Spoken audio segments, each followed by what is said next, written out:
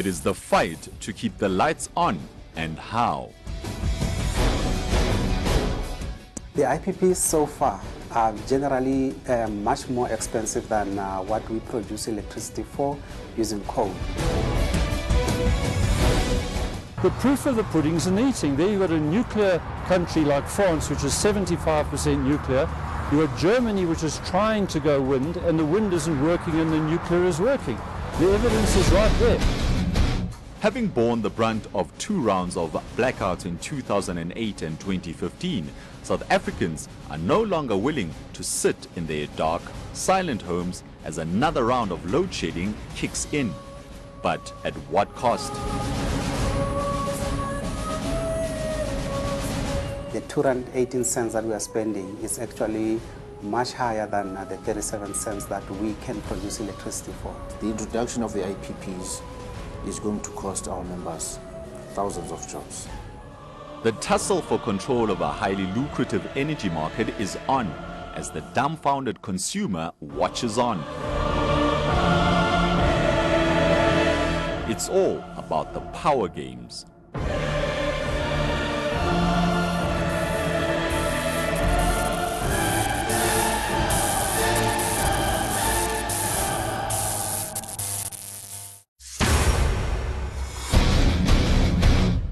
It was in late 2007 that South Africans first became aware of the meaning of the term. With reserves running lower than 8% in some areas, that was when power utility Eskom announced that they would need to implement a blackout schedule to prevent crashing the entire national grid. No one could predict how long the situation would last. Local consumers were told to lower consumption. Electricity exports came to a screeching halt.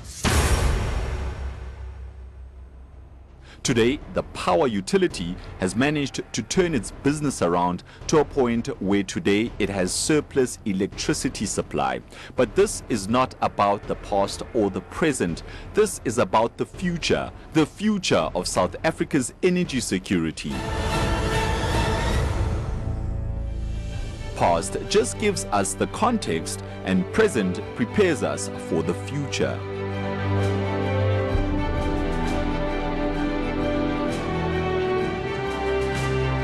The dark realization that dawned on Eskom in 2007 laid the grounds for a policy that avoids a repeat. The Integrated Resource Plan in 2010 placed specific emphasis on broadening electricity supply technologies.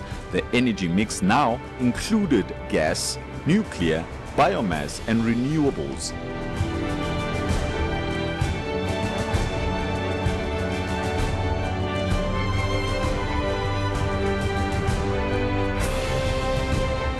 It was decided that the private sector should be introduced and build power stations which would produce electricity that consumers would pay for through the grid. And that's how yet another word made its way into South African lexicon: IPP, the independent power producers. Private entities who own facilities to generate electricity power for sale to public utilities and consumers. Launched in 2011, the Renewable Independent Power Producers Procurement Program called for the development of 3,725 megawatts of renewable energy.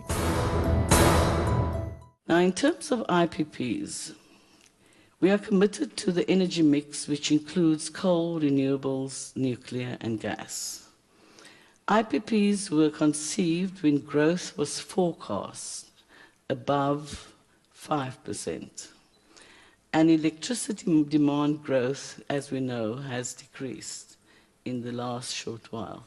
In fact, at any one day, Eskom has an excess of electricity of 4,000 megawatts.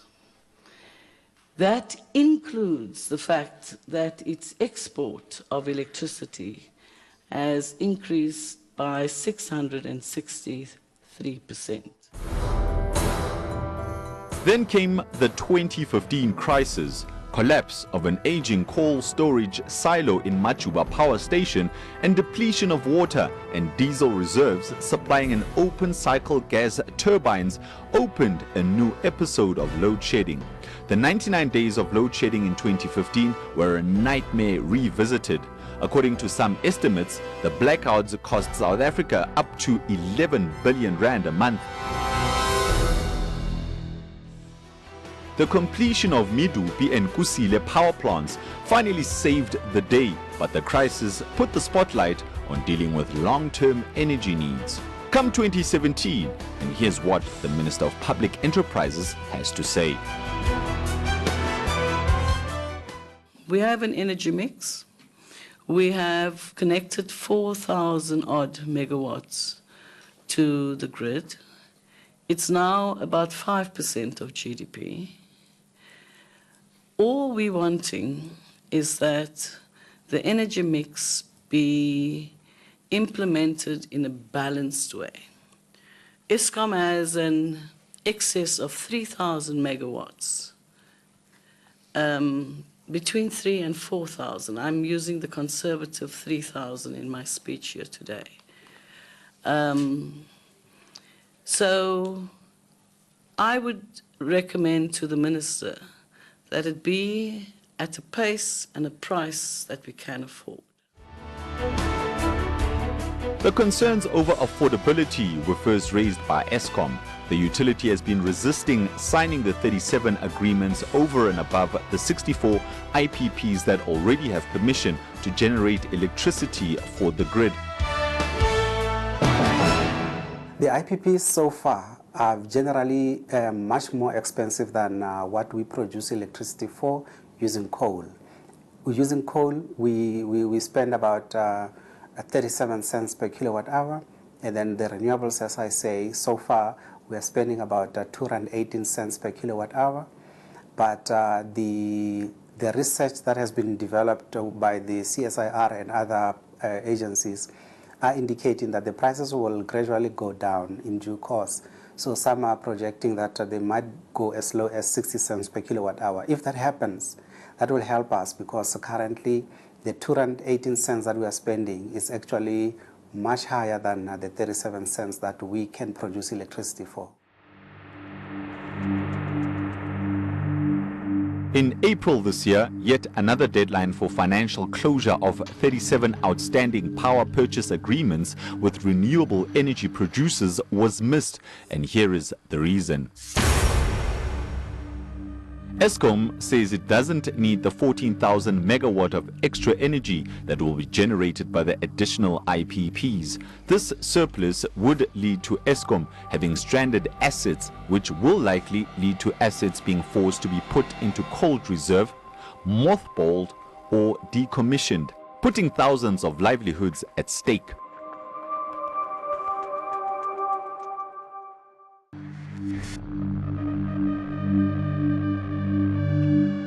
Understandably, the labor unions are upset. The National Union of Metal Workers of South Africa, as well as the National Union of Mine Workers, say IPPs should not be allowed to cause the loss of about 20,000 jobs.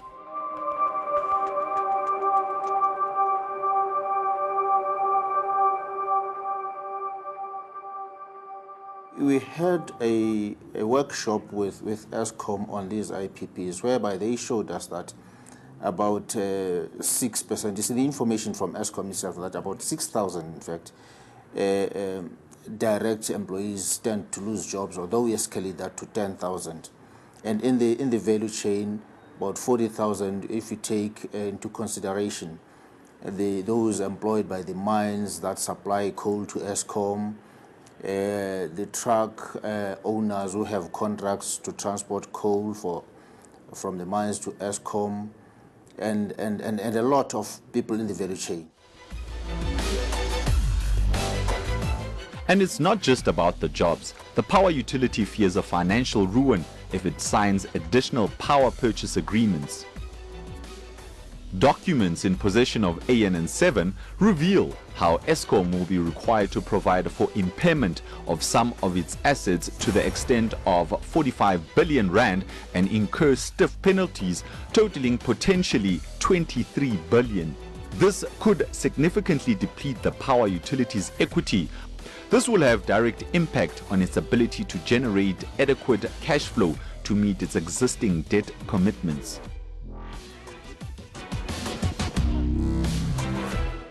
The Minister of Energy has recently made pronouncements around this matter, saying that it is very important for Eskom to remain financially viable, which is why she has asked us to hold our horses for now, so that between themselves as government departments can finalize this matter to see as to what is it that can be done to make sure that we protect Eskom from being bankrupted by some of these purchases. For example, in the 2016-17 financial year, we spent about 15 billion rand on procuring energy from renewable energy projects. However, right now as I speak to you, there's no guarantee that we're going to get that money back, because the RCA process, which is the process where you can claw back the money from the purchases of renewable energy projects, that process has been taken to court. And as a result, we are in a sort of in limbo until that process or the court process has been finalized. So that's where we are, and we are not saying that we are not going to buy the renewable energy projects. All we are saying is the pace in which we are connecting them, plus obviously the costs related to it, are just something that needs to be looked into.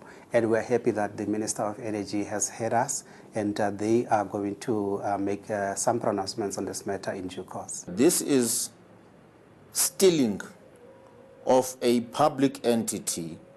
They are privatizing it, and definitely the prices will be high. As we speak now, we, the taxpayers, are subsidizing the purchase of power from the IPPs, because Eskom has to buy at a very high price from the IPPs and sell to the consumers at a very low price because of the regulations set by NERSA. And the government has to foot the bill for the difference between the purchase price from the IPPs and the selling price to the consumer. That is completely bankrupting Eskom, and by the time Eskom is sold, it will be worth a cent because of this. We believe this privatization of Eskom is going to affect everybody. That's why we say everybody must stand up. Despite such debilitating effects being predicted, what is it that makes for an argument in favor of IPPs? Is it a price worth paying? The answer is not simple. The reality is that the wind and solar is very expensive.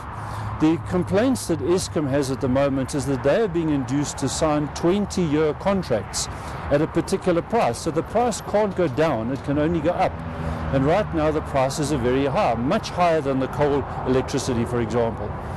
And South Africa's cheapest electricity is Koeberg's nuclear electricity, which is half the price of the coal electricity.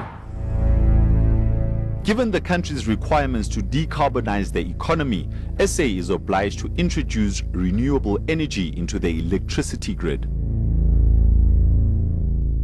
Well, the country has taken a position that we're going to have what we call an energy mix. So we're going to have coal, we're going to have nuclear, we're going to have renewables, we are going to have gas, biomass, and other sources of energy that we have.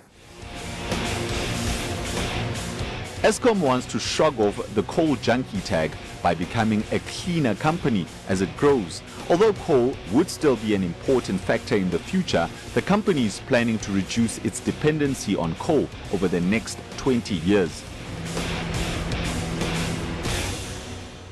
In terms of the studies that have been done by the people within the mining industry, some of them are saying we have about 200 years of coal underground. So in other words, for the foreseeable future, we will still continue to have coal as part of our energy mix. So what are the alternatives available to help reduce coal reliance? It's the renewables, which includes nuclear, solar, hydro, wind and gas energy. There is a need for nuclear in the country because of its ability to be able to help us with meeting our obligation of 2020 of reducing carbon emission by 34%. Its ability to be able to generate the level of energy that we need. So we are going to make sure that we diversify our energy production in the country, have renewables, have nuclear, and currently we are running on fossil fuel. We'll continue with that. And we think diversifying will assist us having a balance of these energy sources. That's why we continue to say our policy is that of energy mix. We do not want to be exposed as a country where you have one source of energy. And if it happens that it becomes unreliable, then you become in trouble. Nuclear energy is said to be the most economic option for the baseload electricity. It's also the most efficient and reliable energy source. But a recent court ruling has pushed SA's nuclear plants back to square one. It is important to note that there is no intention to table the current agreements in Parliament, but will embark to sign new agreements with all the 5 countries and table them in Parliament within reasonable, within reasonable time for Parliament's consideration. This brings us back to the nuclear versus IPP debate. There's also been a lot of hype around the world about renewable energy, claiming that it's cheap and it's gentle on nature and so on and so forth. Unfortunately, it's been shown that it is just not true. The jury is out on what is best in terms of reliability, affordability and sustainability, but sometimes one may learn from examples. Over the last 20 years, the German load factor has been 16.7%. That means they got only 16.7% of what you call the nameplate power rating. Very little. So the reality is that the wind and solar is very expensive. The complaints that Eskom has at the moment is that they are being induced to sign 20-year contracts at a particular price. So the price can't go down, it can only go up. And right now the prices are very high, much higher than the coal electricity, for example. And South Africa's cheapest electricity is Coburg's nuclear electricity, which is half the price of the coal electricity. But sometimes advocacy of nuclear energy is taken as opposition to green energy. We are not against green energy per se, but we are against job losses, which is a thing that has been clear to us that the introduction of the IPPs is going to cost our members thousands of jobs. What's important about coal is that it's not necessarily about greenhouse gas emissions. The issue around greenhouse gas emissions can be resolved by installing some of these new technologies where you are able to trap the harmful gas emissions and then you continue to operate. For example, Medupi and Kusile, which are the new power stations that we are building, are going to have what we call flue gas desulfurization. So it's a new technology that traps all the harmful gases, and then what you see coming out is just sort of some vapor, which is not harmful to the environment. Eskom's total energy costs for IPPs amounted to over 18 billion rand up to March 2016. So who benefits from these contracts?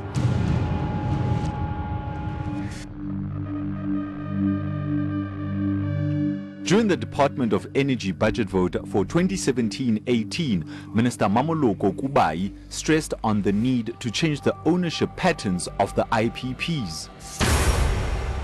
Acknowledging that there was uncertainty around the IPP program, Kubai said there is a need to evaluate if the program is assisting in achieving the objectives as initially outlined. She said that the IPP remains one of the critical tools to achieve radical economic transformation.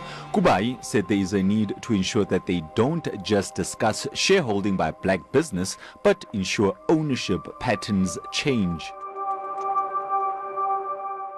Radical economic transformation does not mean that we must go and fight for peanuts.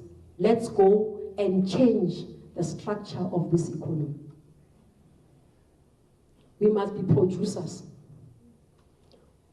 We must be the owners in terms of all the sectors. The fact that most of the IPPs are foreign-owned fuels concerns that bringing more of them on board may result in backdoor privatization and further commercialization of Eskom. Worst of all, these IPPs, we don't know who they are, but the little we have done in trying to research who these people can be, we realize that 2 of them are foreign companies. To us, that means we are being recolonized in a way.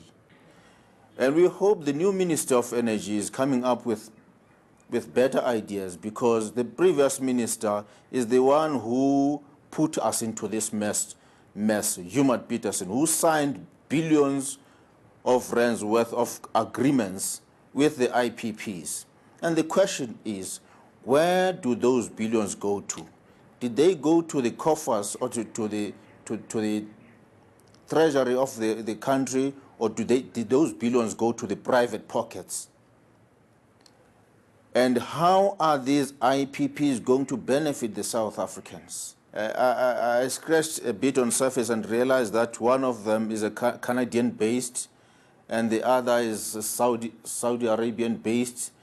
And I just stopped there and said, this seems to be a foreign invasion of our public entities. I'm all in favor of the maximum private involvement that's possible. When we build a new nuclear power stations, I would like to see hundreds of South African companies involved.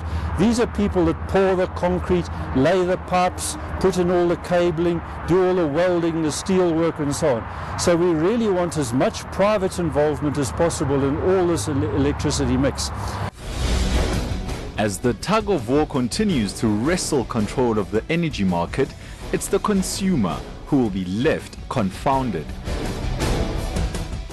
Will the country afford nuclear? We will implement the program at the scale and pace the country can afford. That is exactly what my predecessor also said. We will reject the nuclear option as a solution to the energy needs of our country, even if a crisis did exist. On the new nuclear new build program, we're going to relook at the process, what we need to do, put time frames on it, and say this is when the work needs to be done, and this is when the work we think we can be able to do, we finish. And then part of that, together with, once we have done that process, once we have decided on the funding model, whether we go for PPPs, whether we go for which type of funding, we'll look at it, how much it's going to cost us, we'll look at it, and then we will take that package, all of it, and then send it for cabinet for a final decision.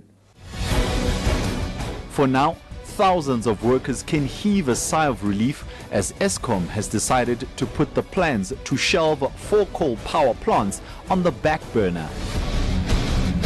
The good news is that Eskom has now taken a position that we are not going to close those power stations. In other words, we're not going to decommission them or mothball those power stations. We're going to continue with our initial plan, which is to make sure that instead of closing them down, we actually are going to prolong their lives. But the reprieve is temporary. Malusi Gigaba says the government is committed to renewable power despite Eskom's cost claims. Energy Minister Mamoluko Kubai has delayed Eskom's powerhouse purchase agreements, reportedly seeking consultation with Public Enterprises Minister Lynn Brown. Brown, on her part, is sticking to her guns that the price set in these agreements would have to be negotiated. It's unfortunate that within the ANC, we find that there are people who are strongly supportive of these IPPs, despite the fact that we say this thing is bringing along job losses. If they bring along the IPPs and mitigate the job losses, we don't have a problem. There should be no job losses as a result of the introduction of the IPPs. We don't have a problem with that. But if the IPPs come along with job losses, then we will oppose that. Estimates suggest that South Africa needs over 40,000 megawatts new generation capacity by 2025.